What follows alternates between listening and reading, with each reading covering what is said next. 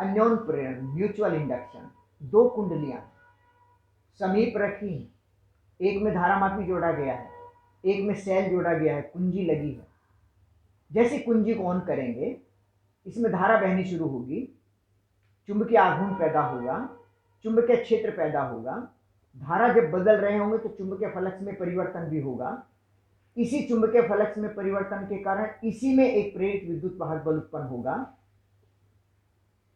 लेकिन अगर इसके समीप दूसरी कोई कुंडली रखी हुई हो, वे चुंबकीय बल रेखाएं ऐसे गुजरेंगी, दूसरी कुंडली के अंदर से भी गुजरेंगी। तो पहली कुंडली में धारा बहाने से इसके अंदर चुंबकीय फ्लक्स बदलेगा, इसमें प्रेरित विद्युत वाहक बल उत्पन्न होगा, ये स्वप्रेरण हो गया। और इसके समीप रखी हुई दूसरी कुंडली अगर है तो इसके अंदर से भी बल रेखाएं गुजरेंगी, चुंबकीय फ्लक्स में परिवर्तन होगा। इससे संबंध भी चुंबकीय फ्लक्स में परिवर्तन होने का मतलब इसमें भी प्रेरित विद्युत वाहक बल उत्पन्न होगा और इसमें भी प्रेरित विद्युत धारा बहने लगेगी। इसकी दिशा इस प्रकार होती है कि वह उस कारण का विरोध करती है जिसके कारण वो स्वयं पैदा होती है, लेंज का नियम है। तो अगर I1 धारा इसमें बह रही हो तब दूसरी कुंडली के अंदर गुजरने वाला संपूर्ण चुंबकीय फ्लक्स N2 एक फेरे से φ2 मान लिया है, N2 फेरे हैं दूसरे में तो N2 φ2 हो गया, बराबर समानुपाती I1 यानी कि बराबर N इंटू I1। ये कहलाता है अन्योन प्रेरण गुणांक, coefficient of mutual induction. M equal to N2 φ2 upon I1। परिभाषा कर लेंगे, जानते हो अगर धारा बदली जाए, इसमें धारा बदलेंगे, इसका चुंबकीय फ्लक्स बदलेगा, इसका चुंबकीय फ्लक्स बदलेगा और इसमें भी प्रेरित धारा उत्पन्न होगी।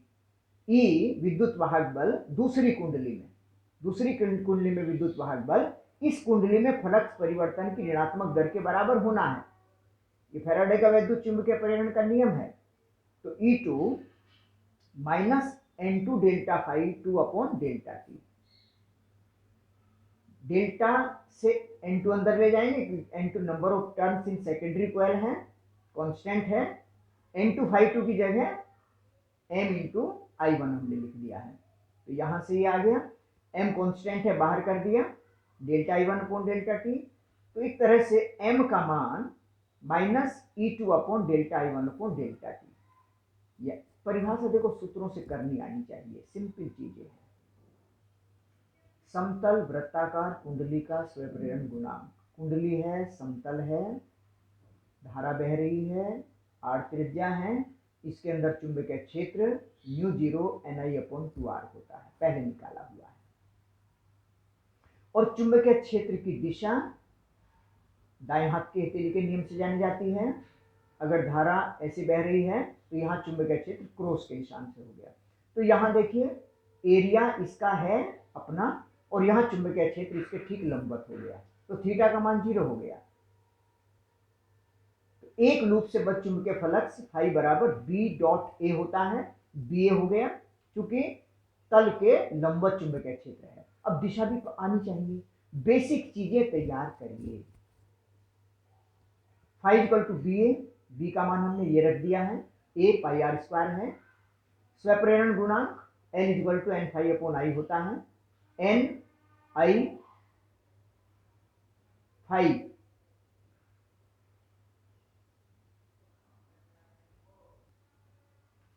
L equal to N phi upon I होता है, N upon I phi, phi मतलब ये ऊपर वाला, म्यू0 N I upon 2R pi R square.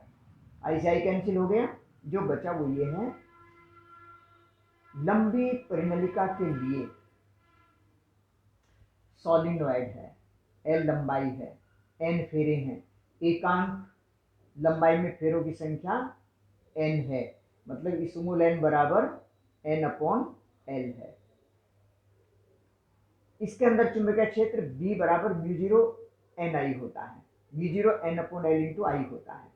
प्रत्येक फेरे से बद्ध चुंबकीय फ्लक्स BA हो गया, BA मान रख दिया है, L का मान n फाई अपॉन आई होता है, मान रख दिया, ये आ गया।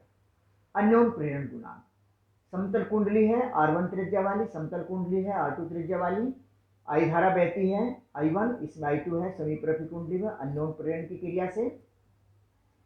पहली कुंडली में के अंदर चुंबकीय क्षेत्र B1 μ0 Ni/2r होता है, मान रख दिए इसके हैं।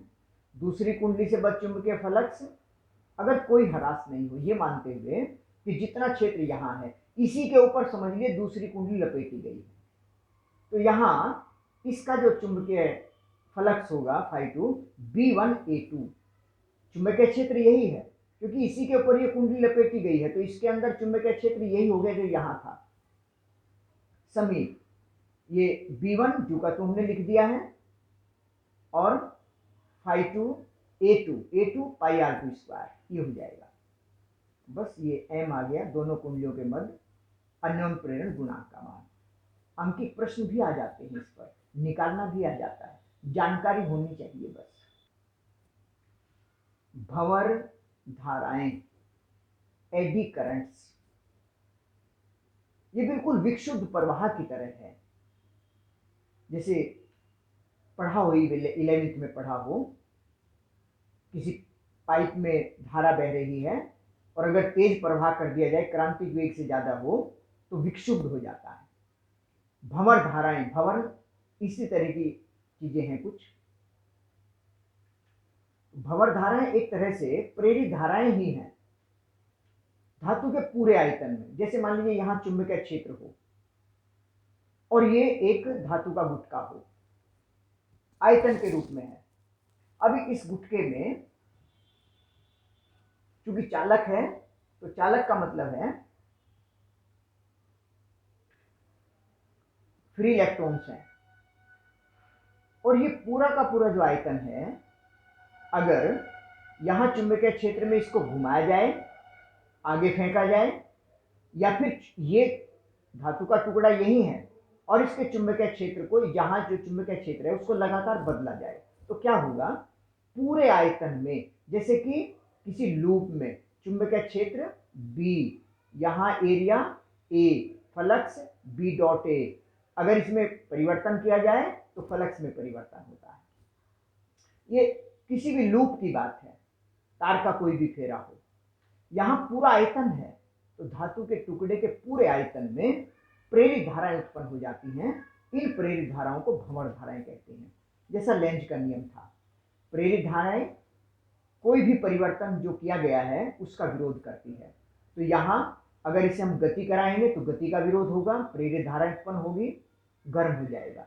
चुंबकीय क्षेत्र बदलेंगे, चुंबकीय क्षेत्र परिवर्तन का विरोध होगा, प्रेरित धारा उत्पन्न होगी, ये मोटर गर्म हो जाएगा।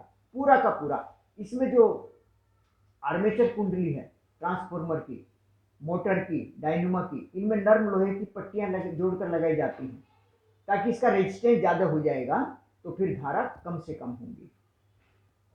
भंवर धाराओं का उपयोग विद्युत ब्रेक, प्रेरण घट्टी, इनमें भी किया जाता है।